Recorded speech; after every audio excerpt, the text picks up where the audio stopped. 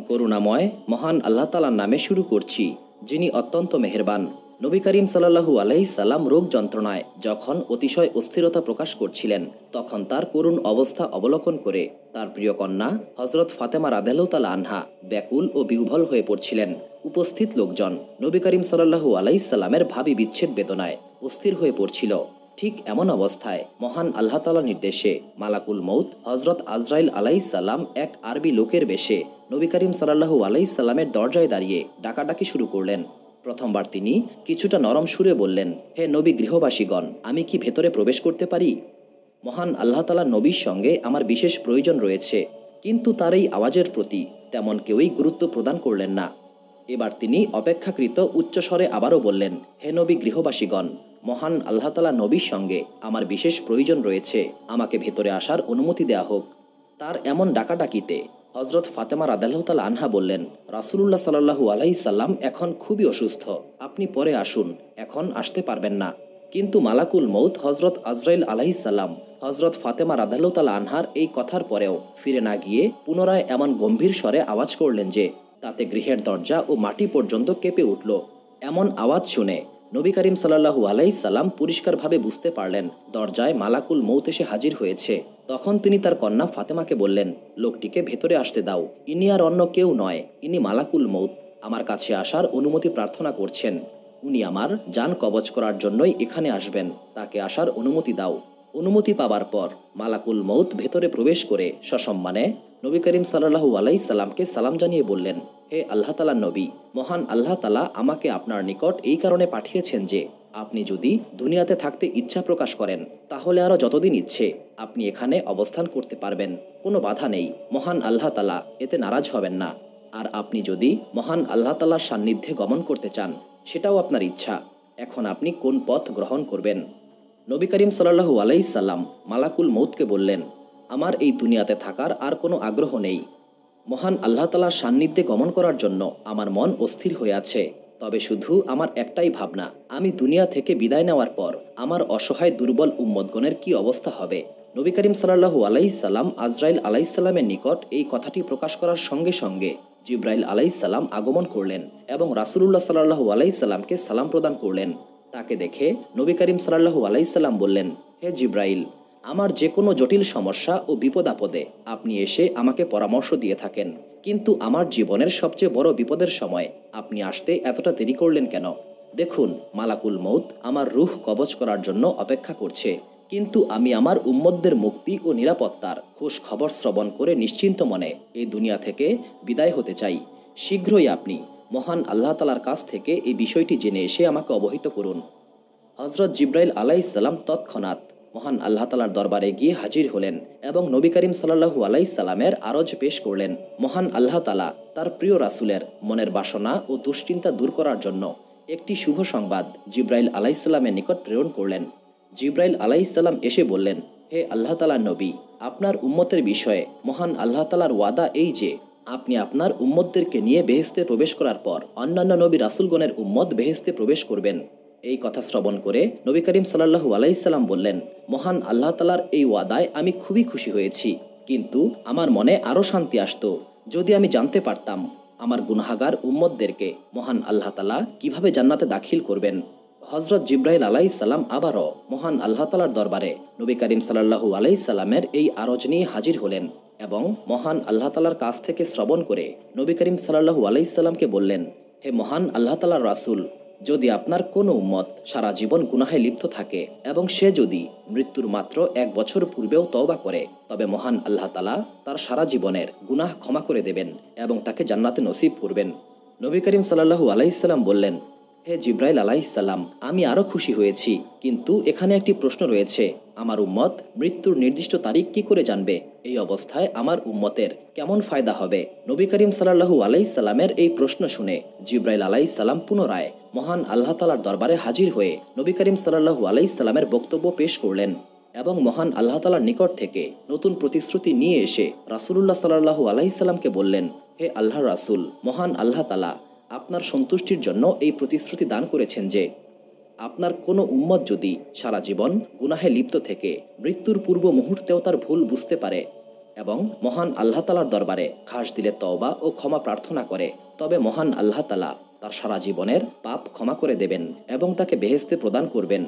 অতএব হে আল্লাহর রাসূল, আপনার দুশ্চিন্তার কোনো কারণ নেই। মহান আল্লাহ তালার পক্ষ থেকে এমন প্রতিশ্রুতি লাভ করে রাসূলুল্লাহ সাল্লাল্লাহু আলাইহি সাল্লাম পুরোপুরি নিশ্চিন্ত হলেন। তিনি তখন হজরত জিব্রাইল আলাইহিসসালামকে বললেন, আমার মন এখন অনেকটাই শান্ত হলো, তবে আমার উম্মতের বিষয়ে আরও 3টি দাবি রয়েছে, ওই বিষয়গুলোর ব্যাপারে আমি জানতে চাই। এর জবাব পেলে আমি সম্পূর্ণ নিশ্চিন্ত মনে মহান আল্লাহ তালার দরবারে হাজির হতে পারবো। মহান আল্লাহ তালা রাসূলুল্লাহ সাল্লাল্লাহু আলাইহি সাল্লামের মনের কথাগুলো জানতেন, সুতরাং সরাসরি মহান আল্লাহ তালার পক্ষ থেকে এলহান এলো, হে আমার প্রিয় নবী, আপনার চিন্তার কোনো কারণ নেই। জেনে রাখুন, উম্মত হিসেবে তাদের প্রতি আপনার যে দরদ, অনুরূপ আমার বান্দা হিসেবেও তাদের প্রতি আমার দরদ কম নয়। আপনি যেমন তাদের সকল প্রকার কল্যাণ ও মঙ্গল কামনা করেন, অনুরূপ আমিও করি। সুতরাং আপনার উম্মতের ভালো ও ফায়দার জন্য আপনি যা কিছুই করতে চান, আমি তার সবই মঞ্জুর করব। সুতরাং তাদের যাবতীয় বিষয় আপনি আমার উপর সোপর্দ করে নিশ্চিন্ত হন। মহান আল্লাহ তালার পক্ষ থেকে এমন ভরসা পেয়ে রাসূলুল্লাহ সাল্লাল্লাহু আলাইহি সাল্লাম তার মনে পূর্ণ শান্তি লাভ করলেন। অতপর তিনি বললেন, হে মালাকুল মৌত, এখন আপনি আপনার দায়িত্ব নিশ্চিন্তে পালন করুন। রাসূলুল্লাহ সাল্লাল্লাহু আলাইহি সাল্লামের অনুমতি প্রাপ্ত হয়ে মালাকুল মৌত তার জান কবজ করার কাজে আত্মনিয়োগ করলেন। প্রথমে তিনি তার একটি হাত রাসূলুল্লাহ সাল্লাল্লাহু আলাইহি সাল্লামের সিনার উপরে রাখলেন। তারপর তিনি তার কাজ করতে শুরু করলেন। রাসূলুল্লাহ সাল্লাল্লাহু আলাইহি সাল্লামের চেহারার রং তাতে এক একবার এক এক রকম হতে লাগলো।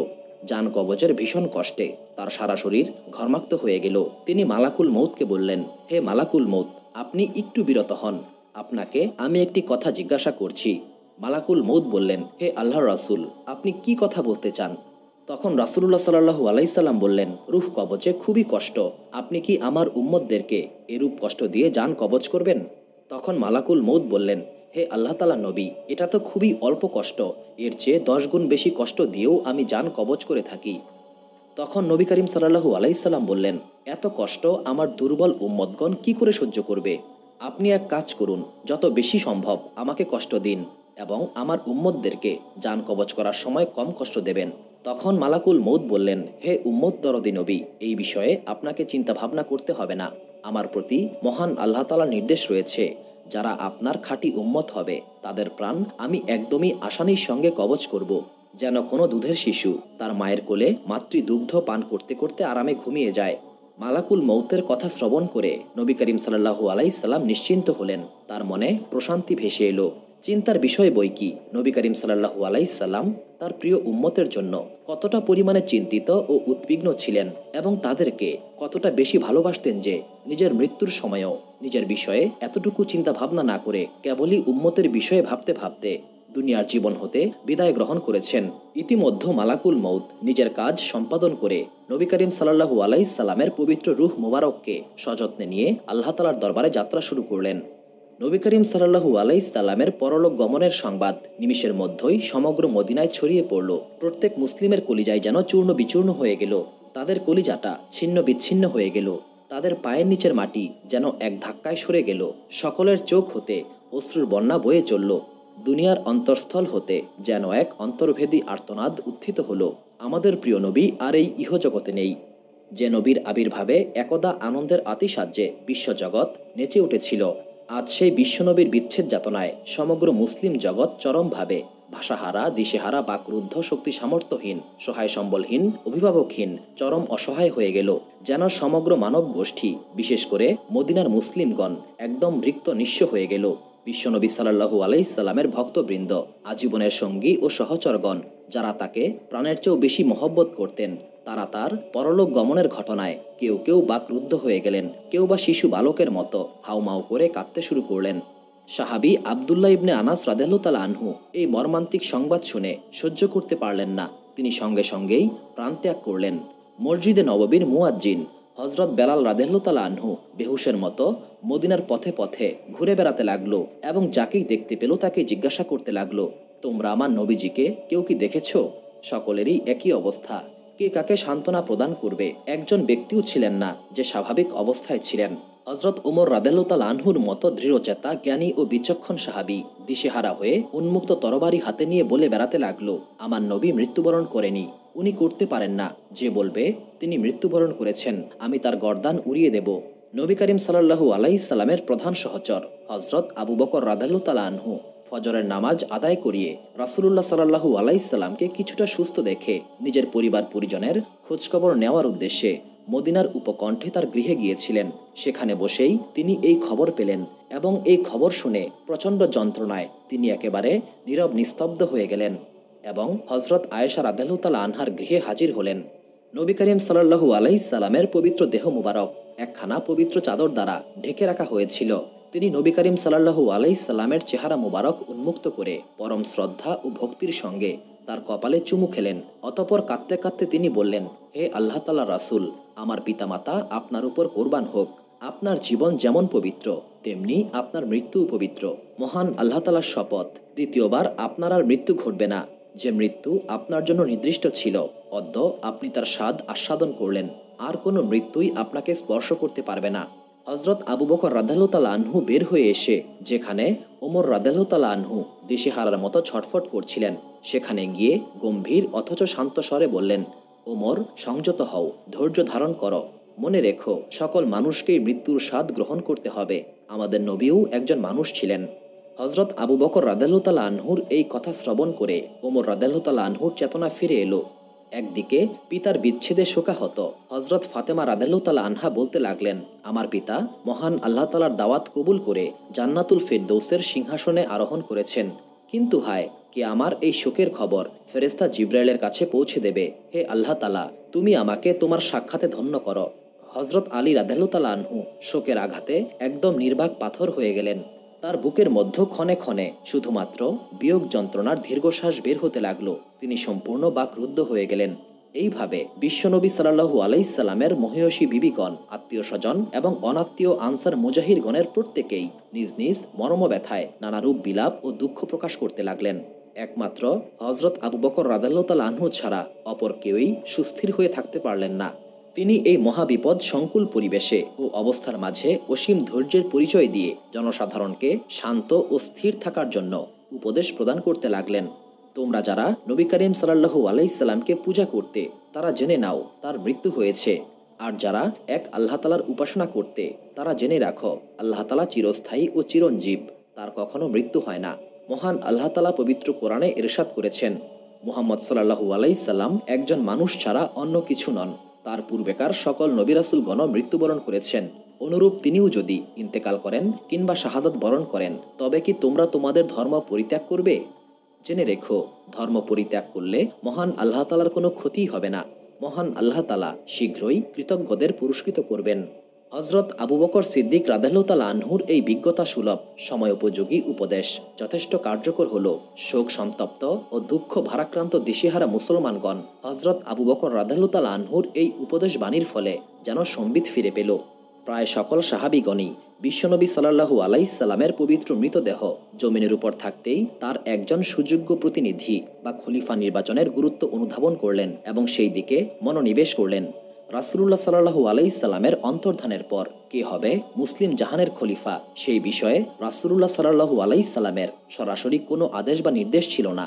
এই জন্য শঙ্কা দেখা দিল যে এই বিষয়ে হয়তো মুসলিম মিল্লাতের মাঝে অনৈক্য ও আত্মকলহ দেখা দিতে পারে। এই কারণে চিন্তাশীল ও বিবেকবান সাহাবাগণ রাসূলুল্লাহ সাল্লাল্লাহু আলাইহি সাল্লামের দাফন কাফন সম্পন্ন হবার আগেই এই বিষয়টির সুরাহা করার জন্য প্রয়োজনীয়তা অনুভব করলেন। বিষয়টি নিয়ে আলোচনা শুরু হতেই কিছুটা বিতর্ক দেখা দিল। আনসার ও মুজাহিরগণের মধ্যে উভয় পক্ষ হতেই নিজ নিজ খেয়াল মতো নিজেদের মাঝে যোগ্যতর ও অধিক দাবিদার বিবেচনার খেলাফতের দাবি উঠল। এই নিয়ে কিছুটা কথা কাটাকাটিও হলো। শেষ অবধি এটি একটি অবাঞ্ছিত ঘটনার জন্ম দিতে পারে মনে করে হজরত ওমর রাদিয়াল্লাহু তাআলা আনহু অগ্রবর্তী হয়ে হজরত আবু বকর রাদিয়াল্লাহু তাআলা আনহুর নাম প্রস্তাব করলেন এবং সর্বপ্রথম তিনি নিজেই তার হাত বাড়িয়ে হজরত আবু বকর রাদিয়াল্লাহু তাআলা আনহুর বায়াত গ্রহণ করলেন। হজরত ওমর রাদিয়াল্লাহু তাআলা আনহুর দেখা দেখি অন্য সকলেই তার হাতে হাত রেখে তার আনুগত্য মেনে নিলেন। আনসার মুজাহির নির্বিশেষে সকলেই অকপটে হজরত আবু বকর রাদিয়াল্লাহু তাআলা আনহুকে রাসূলুল্লাহ সাল্লাল্লাহু আলাইহি সাল্লামের যোগ্য প্রতিনিধি বা খলিফা হিসেবে মেনে নিলেন। এটি নিয়ে আর কোনো দ্বন্দ্বের অবকাশ রইল না। বিশ্বনবী সাল্লাল্লাহু আলাইহি সাল্লামের পরলোক গমনের পর তার দাফন কাফনের কাজ শুরু হয়ে গেল। হজরত জায়েদ রাদিয়াল্লাহু তাআলা আনহুর ছেলে ওসামা রাদিয়াল্লাহু তাআলা আনহু, ফজল ইবনে আব্বাস রাদিয়াল্লাহু তাআলা আনহু রাসূলুল্লাহ সাল্লাল্লাহু আলাইহি সাল্লামের দেহ মুবারকের উপর পর্দা টানিয়ে ধরলেন। রাসূলুল্লাহ সাল্লাল্লাহু আলাইহি সাল্লামের গোসলের আয়োজন শুরু হয়ে গেল। তার গোসলের ব্যবস্থা তার গৃহের অভ্যন্তরেই করা হলো। এই সময়ে আনসার সাহাবীদের মধ্যে একজন বৃদ্ধ সাহাবী ঘর থেকে বের হয়ে বললেন, রাসূলুল্লাহ সাল্লাল্লাহু আলাইহি সাল্লামের এই কর্মকাণ্ডে আমিও শরিক হতে চাই। তখন আনসার ইবনে খাওলা রাদিয়াল্লাহু তাআলা আনহুকে ভেতরে ডাকা হলো। তিনি কলসি ভরে পানি আনতে লাগলেন এবং হযরত ওসামা বিন জায়েদ নবী করিম সাল্লাল্লাহু আলাইহি সাল্লামের পবিত্র দেহে পানি ঢেলে দিতে শুরু করলেন। এই সময় তিনি বলছিলেন, হে আল্লাহ তাআলার নবী, আমার পিতামাতা আপনার উপর কুরবান হোক। হে আল্লাহ তাআলার রাসূল, আপনার পরলোক গমনে আমরা এমন জিনিস হারালাম যার আমরা কোনো দিন পাব না। আজ রিসালাত, গোপন খবর ও ওহির দরজা বন্ধ হয়ে গেল। হে আল্লাহ তাআলার নবী, আপনার এই প্রস্থান বিশ্ববাসীর জন্য এক মহা শোক বার্তা এবং চরম বিপদস্বরূপ। আপনার নিকট হতে আমরা ধৈর্য ধারণ করার শিক্ষা না পেলে আজ হয়তো আমরা ডাক ছেড়ে কান্না করতাম। হে আল্লাহ তাআলার পরম বন্ধু, আমার মা বাবা আপনার উপর কুরবান হোক। আমাদের অনুরোধ, আল্লাহ তাআলার দরবারে পৌঁছে আমাদের কথা আপনি স্মরণ রাখবেন। হযরত আলী রাদিয়াল্লাহু তাআলা আনহু ও হযরত আব্বাস রাদিয়াল্লাহু তাআলা আনহু বিশ্বনবী সাল্লাল্লাহু আলাইহি সাল্লামের লাশ মোবারক গোসল করাতে শুরু করলেন। হযরত আব্বাস রাদিয়াল্লাহু তাআলা আনহুর দুই ছেলে তাদেরকে সাহায্য করতে লাগলেন। হযরত আলী রাদিয়াল্লাহু তাআলা আনহু বলছিলেন, হে আল্লাহর রাসূল, আমার মাতা পিতা আপনার উপর কুরবান হোক। হে আল্লাহর নবী, আপনার দেহ মোবারকের মতো এত সুঘ্রাণ আমি আর কখনো পাইনি। নবী করিম সাল্লাল্লাহু আলাইহি সাল্লামের ভক্তবৃন্দ কাঁদতে কাঁদতে তার দেহ মোবারকের গোসল কার্য সম্পাদন করতে লাগলেন। গোসল শেষান্তে 3খানা সুতি কাপড় দ্বারা তার কাফনের ব্যবস্থা করা হলো। রাসূলুল্লাহ সাল্লাল্লাহু আলাইহি সাল্লামের দেহ মোবারক কোন স্থানে দাফন করা হবে এই নিয়ে সাহাবায়ে কেরামের মাঝে নানারূপ বিতর্ক দেখা দিল। শেষ পর্যন্ত আবু বকর রাদিয়াল্লাহু তাআলা আনহু নবী করিম সাল্লাল্লাহু আলাইহি সাল্লামের একটি হাদিস বর্ণনা করলেন। তিনি বললেন, আমি রাসূলুল্লাহ সাল্লাল্লাহু আলাইহি সাল্লামকে বলতে শুনেছি, নবী রাসূলগণ যেখানে প্রাণ ত্যাগ করেন সেখানেই তাদেরকে দাফন করতে হয়। তাছাড়া নবী করিম সাল্লাল্লাহু আলাইহি সাল্লামের এইরূপ ওসিয়ত ছিল যে, তোমরা আমাকে এমন স্থানে দাফন করবে যেখানে জনগণ একে মসজিদ বানাতে পারবে না। এই দুইটি কথার উপর ভিত্তি করেই হযরত আয়েশা সিদ্দিকা রাদিয়াল্লাহু তাআলা আনহার হুজরায় যেখানে নবী করিম সাল্লাল্লাহু আলাইহি সাল্লাম প্রাণ ত্যাগ করেছেন সেখানেই তাকে সমাহিত করার ব্যবস্থা করা হলো। কবরের তলদেশ সামান্য সিক্ত ছিল, সুতরাং তিনি যে বিছানায় শেষ নিঃশ্বাস ত্যাগ করেছেন কবরে তা বিছিয়ে দেওয়া হলো। নবী করিম সাল্লাল্লাহু আলাইহি সাল্লামের গোসল ও কাফন শেষ হলে জনগণ তার জানাজার নামাজ আদায় করার জন্য চতুর্দিক থেকে বন্যার পানির মতো ভেঙে আসতে লাগলো। পবিত্র দেহ গৃহেই রক্ষিত ছিল, কাজেই জানাজার নামাজ একসঙ্গে আদায় করা সম্ভব ছিল না। একবারে এক এক দল ভিতরে প্রবেশ করে পৃথক পৃথকভাবে জানাজার নামাজ আদায় করতে লাগলেন। এই নামাজের কোনো ইমাম ছিলেন না। প্রথমে আহলে বাইতগণ, অতঃপর মুজাহিরগণ, তারপর আনসারগণ, তারপর অন্যান্য পুরুষ, তারপর অন্যান্য নারী, অতঃপর নাবালেগগণ জানাজার নামাজ আদায় করলেন। মঙ্গলবার দিবাগত সারা রাত এবং বুধবার সারাদিন জানাজার নামাজ আদায় করা চলল। অতঃপর বুধবার দিবাগত রাতে পরলোক গমনের ৩২ ঘণ্টা পর নবী করিম সাল্লাল্লাহু আলাইহি সাল্লামকে কবর দেওয়া হলো। হযরত আলী রাদিয়াল্লাহু তাআলা আনহু, ফজল ইবনে আব্বাস, ওসামা ইবনে জায়েদ এবং আব্দুর রহমান ইবনে আউফ রাদিয়াল্লাহু তাআলা আনহু নবী করিম সাল্লাল্লাহু আলাইহি সাল্লামের পবিত্র লাশ মোবারক কবরে রাখলেন। অতঃপর সর্বকালের সর্বসেরা মহামানব হযরত মুহাম্মদ মুস্তাফা সাল্লাল্লাহু আলাইহি সাল্লামকে মাটি দ্বারা মানুষের চোখের আড়াল করে দেওয়া হলো। সুপ্রিয় দর্শক মণ্ডলী, প্রতিদিন নতুন নতুন ভিডিও পেতে আমাদের চ্যানেলটি অবশ্যই সাবস্ক্রাইব করুন।